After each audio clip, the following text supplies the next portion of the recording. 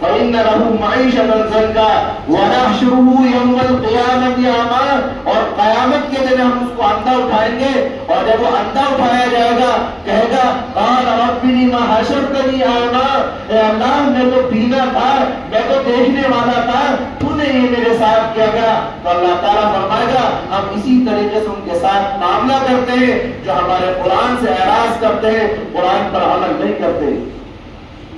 اللہ کے رسول صلی اللہ علیہ وسلم نے فرمایا القرآن حجت لک و علیک، یا تو قرآن تیرے مطابق فیصلہ کرائے گا، تجھے جنت میں لے جائے گا، ورنہ تیرے خلاف بولے گا۔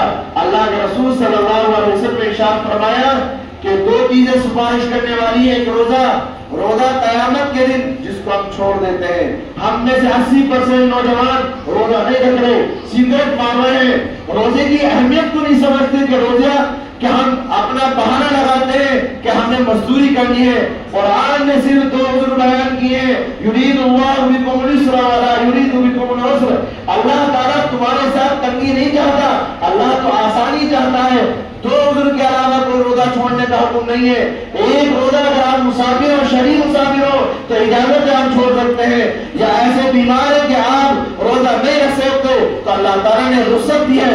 اس کے علاوہ کوئی عذر قرآن نے نہ اللہ کے رسول صلی اللہ علیہ وسلم نے بیان نہیں کیا۔ روزے جیسی اہمیت روزہ رکھنے کو ہم تیار نہیں، ہم عذر بیان کرتے ہیں، پھیری میں جاتے ہیں، وہ نثال ہم مزدوری کرتے ہیں،